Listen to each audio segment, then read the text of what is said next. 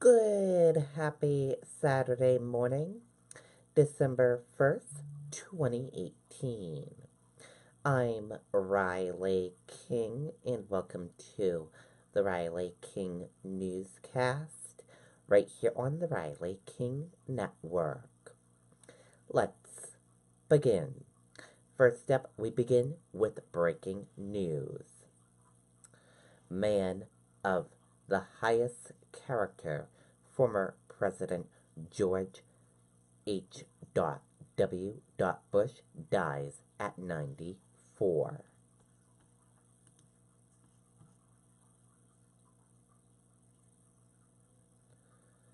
Let's take a look at the video slash slideshow.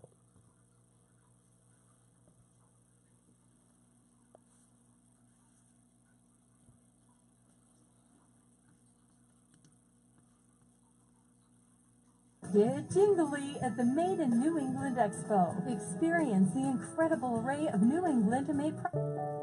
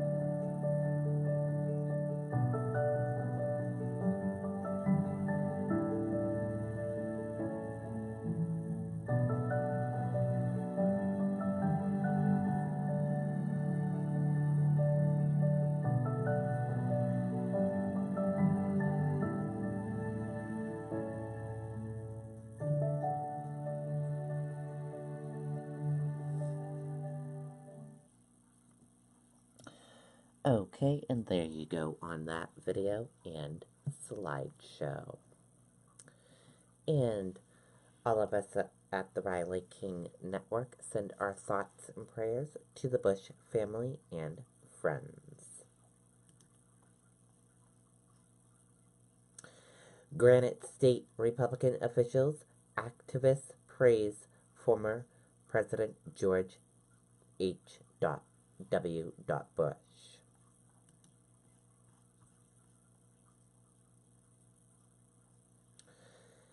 In the death of former President George H. W. Bush was met with sadness and yet fondness among longtime New Hampshire political activists who knew him well. Republican strategist Tom Rath initially opposed Bush, having worked on behalf of rival Bob Doyle in the 1988 first-in-the-nation presidential primary. Bush won the primary easily with the help of then-Governor John H. Sununu and then U.S. Rep.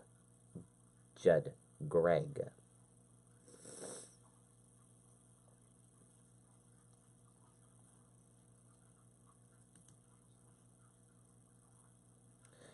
Day 2 of the Spirit of Giving, how you can help the Spirit of Giving toy drive.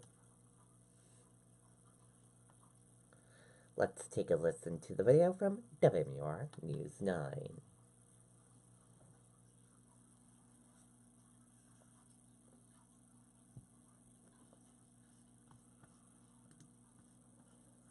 Hi, good evening. We have had just a solid stream of people coming in and donating. Just even a couple of moments ago, someone very generous bringing this huge container full of toys, and now it's empty because we've emptied it all out there. But it's amazing to see how Granite Staters are responding and helping us out. Now, I want to bring in Ray from the Fence Force Flag Line. I'll tell you, Ray has been here all day in the cold in a hoodie here and collecting lots of toys. I actually met you last year. We were talking about how amazing it is to see year in and year out people coming and helping. How has it been so far this year, and how can people continue to help? We're a little bit down. Normally by this time we'd probably have 4,000 toys. We're almost pushing 3,000. Maybe with this tub that just came in, we might have we might be over the 3,000 mark for the day. But we're looking for toys for 10 plus, 10 to probably 14 years old boys, and then bicycles. We are really short on bicycles this year. I think we have a total of 6 bikes. Normally we have probably 20 to 30. We're not trying to be greedy, but a lot of kids love bicycles. They do, and we saw a few people coming in, bringing in the bicycles, but there always could be more. So they're accepting toys from newborn up to teenage years, but you heard from him that some of the older kids, at least at this location, we need some more gifts. But thank you to Ray for your time and for volunteering. I'm meteorologist Haley LaPointe, live in Newington. Back to you. Okay, and there you go on that video and that report.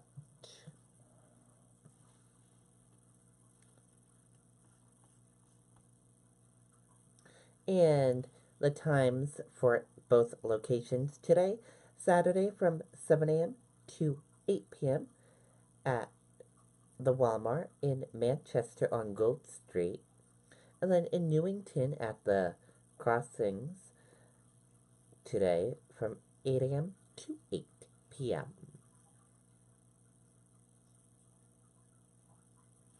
And here is what they need this year for each group age. Infants, boys 10 to 13, boys 13 plus, girls 10 to 12, and girls 13 plus. And money is also accepted in a form of donation.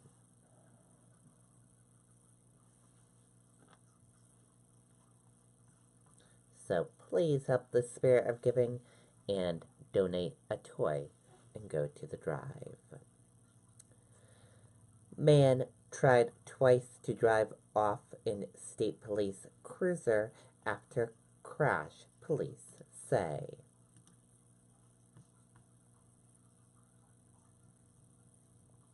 Let's take a listen to the video from WMUR News 9, Jessica Moran.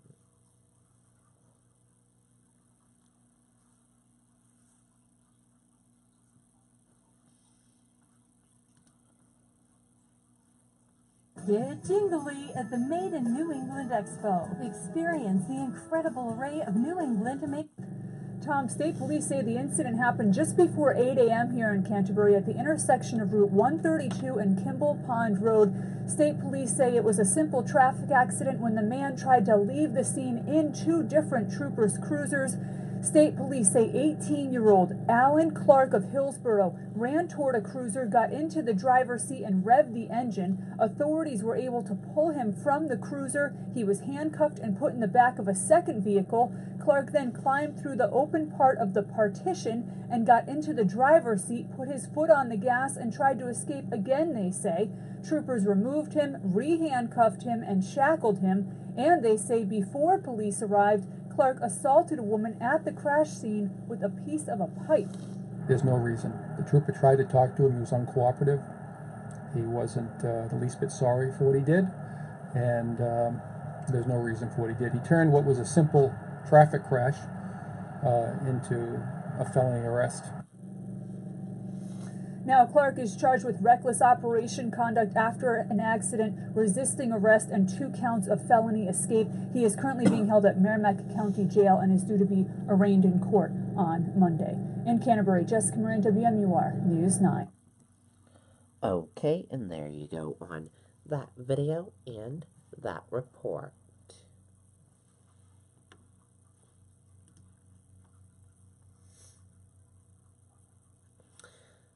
Fire damages Highway Department building in Danbury.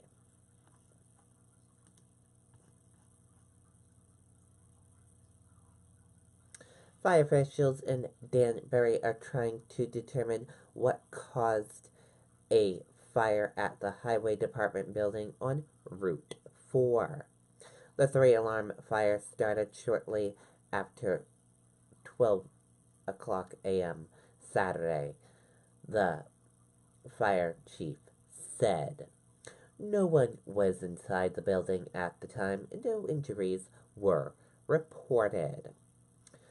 The chief said it appears the fire started inside a truck. He said the truck was destroyed and other equipment was damaged. The exact extent of the damage is not yet clear.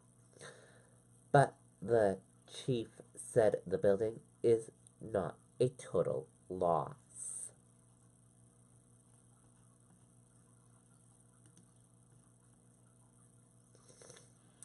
In wake of Marriott breach, Granite Staters reminded to be vigilant.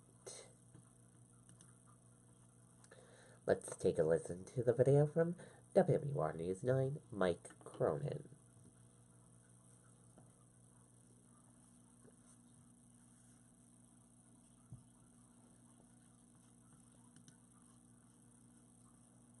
Get jingly at the Made in New England Expo. Experience the incredible array of New England-made products. Find him. It might be one of the largest data breaches ever. Personal information of up to 500 million Marriott guests may be compromised.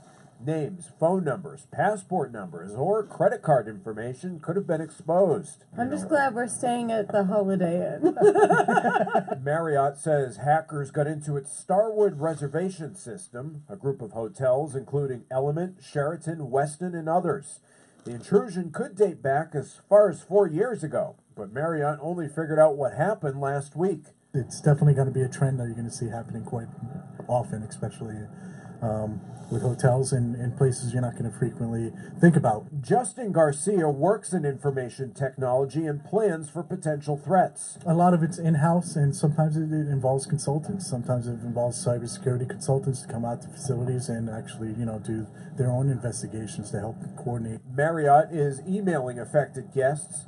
The state isn't aware of any impact to Granite Staters yet, but officials are asking people to check their online and credit card statements. Make sure your antivirus software is updated, your anti-spam software is updated, firewalls are installed on your computer, that you're protected the best that you can. Stay vigilant. But we also need to ask our business community to make sure that they're protecting our information. The New Hampshire Attorney General's office would like to hear from anyone impacted. To reach them, you can contact their Consumer Protection Hotline at 603-271-3641. Reporting live in Portsmouth, Mike Cronin, WMUR News 9. Okay, and there you go on that video and that report.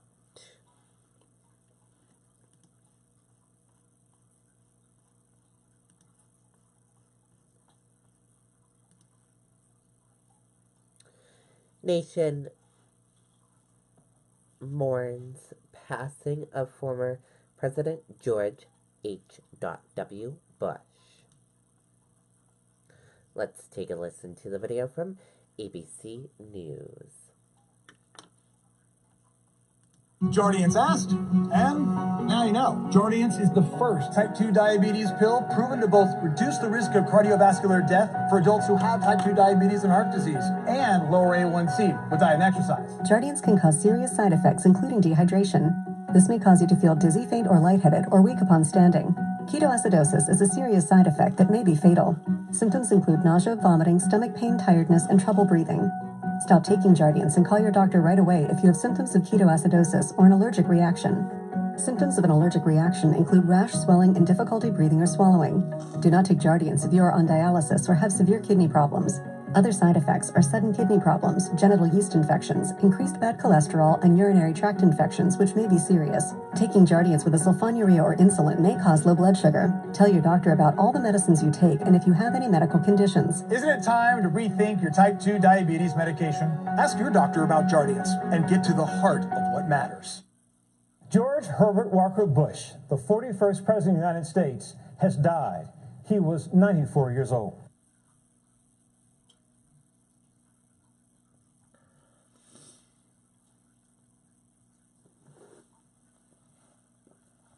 Patriarch of one of the most powerful political dynasties in American history. His son, George W. Bush, serving as 43rd president. President Bush dying just 7 months and 13 days after his beloved wife, Barbara, passed away. Bush, 41, as he's often referred to, was the last president of the greatest generation. He pursued a life of extraordinary service to America. A man who put country above party and family above everything. President Bush faced victory and defeat, tragedy and triumph with modesty, humor, and uncommon grace. ABC's David Muir looks back at the life and legacy of this American president. George Herbert Walker Bush, America's 41st president. Born June 12, 1924 in Milton, Massachusetts, one of 5 children. He was the son of a banker and a politician. He would later meet the love of his life, Barbara Pierce, at a Christmas dance. He was the first boy she would kiss. The following year, on his 18th birthday, George enlisted in the war, becoming the youngest pilot in the U.S. Navy. While overseas, George and Barbara would keep up their long-distance romance with love letters to his darling Bar. 2 years in on his 50th mission, he was shot down over the Pacific. I knew if I wasn't rescued, I would be captured. And it was a harrowing experience.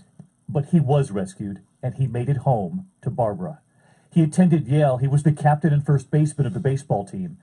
He and Barbara would have 6 children, George, Jeb, Marvin, and Neil, and 2 daughters, Dorothy and Robin, who died of leukemia at the age of 3 in 1953. It was a loss that broke both of them. He was very close. I was very close to her. Okay, and there you go on part of that video from ABC News. If you want to watch that full video, we will have a link for you on the Riley King Network Facebook page. And that does it for the Riley King Newscast right here on the Riley King Network. I hope you all have a great rest of your Saturday, and I'll see you back here later on today for another newscast. And I'll have a news report coming up in a little bit. Goodbye, everyone.